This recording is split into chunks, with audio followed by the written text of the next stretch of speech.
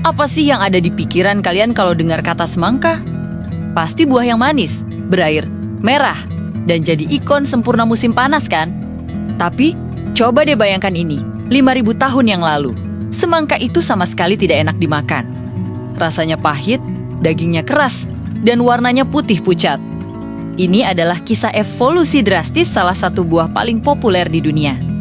Sebuah perjalanan luar biasa yang mengubah tanaman gurun yang tidak ramah menjadi lambang kesegaran. Yuk, kita telusuri bersama rahasia di balik transformasi epik ini. Akar cerita kita dimulai di Afrika, tempat nenek moyang semangka tumbuh liar di lingkungan gurun yang sangat keras. Secara fisik, semangka purba ini jauh banget dari apa yang biasa kita belah hari ini. Daging buahnya keras, penuh serat, dan warnanya bukan merah yang menggugah selera, tapi putih pucat. Yang paling penting, rasanya sangat pahit. Kepahitan ini bukan tanpa alasan. Ini disebabkan oleh senyawa kimia bernama cucurbitacin. Sebuah mekanisme pertahanan alami yang dikembangkan tanaman ini agar tidak dimangsa oleh hewan herbivora. Jadi, semangka purba ini seperti bilang, "Jangan makan aku, rasaku tidak enak." Nah, di sini muncul pertanyaan besar, kalau rasanya sepahit itu, kenapa manusia kuno mau repot-repot membudidayakannya? Jawabannya ternyata bukan soal rasa, tapi soal fungsi yang luar biasa, yaitu kemampuannya menyimpan air. Di tengah teriknya gurun yang kering kerontang, semangka berfungsi sebagai wadah penyimpanan air alami. Buah ini mampu menahan cairan di dalamnya tanpa membusuk untuk waktu yang sangat lama. Bagi para pelancong, kafilah dagang yang melintasi gurun, atau bahkan tentara Mesir kuno semoga adalah botol air hidup. Sebuah oasis portable di wilayah yang sama sekali tidak ada sumber air. Mereka tidak memakannya untuk kenikmatan kuliner, tetapi murni untuk bertahan hidup dari dehidrasi.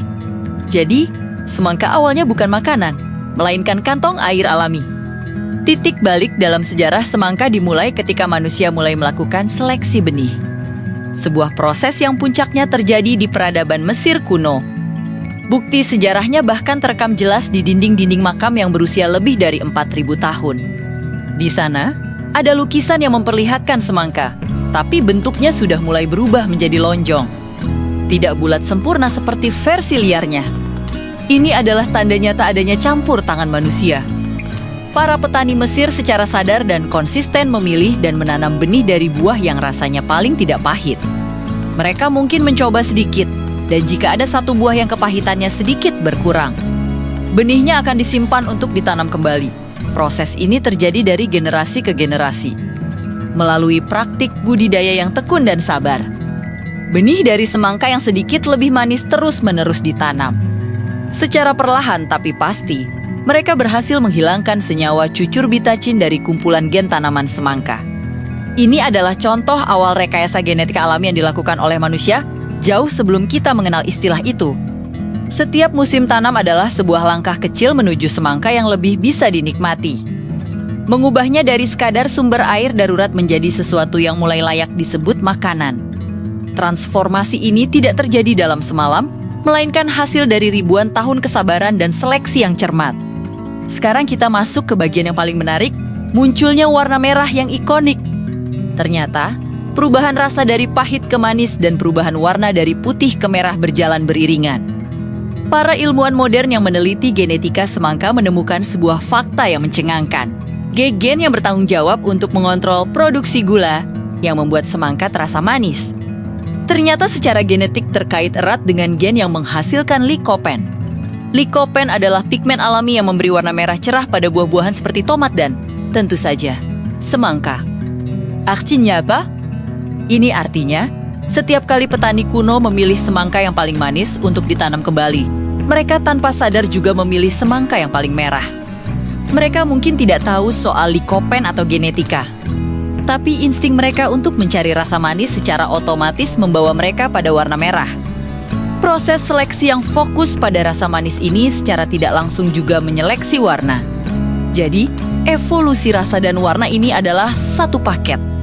Apa yang dulunya hanyalah mekanisme pertahanan keras, pahit, dan putih kini bertransformasi total menjadi simbol kenikmatan dagingnya lembut, rasanya manis, dan warnanya merah merona. Sebuah kebetulan genetik yang indah. Dari sekadar alat bertahan hidup di tengah gurun menjadi buah yang mendefinisikan musim panas di seluruh dunia. Kisah semangka adalah bukti luar biasa dari kekuatan budidaya manusia. Kita telah mengambil tanaman gurun yang pahit dan keras. Dan melalui proses seleksi sederhana yang dilakukan selama ribuan tahun, kita berhasil mendesain ulang alam. Kita menciptakan sebuah makanan yang tidak hanya menyegarkan, tapi juga nikmat. Proses ini menunjukkan betapa besar dampak manusia dalam membentuk dunia makanan yang kita nikmati setiap hari. Setiap gigitan semangka yang manis adalah warisan dari inovasi nenek moyang kita. Jadi, lain kali saat kalian menikmati sepotong semangka di hari yang panas, ingatlah perjalanan panjangnya. Ingatlah bahwa buah ini dulunya adalah botol air pahit yang menyelamatkan nyawa di gurun pasir. Dan hargailah ribuan tahun kerja keras para petani kuno yang dengan sabar mengubahnya menjadi suguhan manis yang kita kenal dan cintai. Sebuah kisah transformasi yang benar-benar luar biasa. Terima kasih sudah menonton. Jangan lupa untuk suka, bagikan, dan berlangganan agar tidak ketinggalan cerita-cerita menarik lainnya. Sampai jumpa di video berikutnya.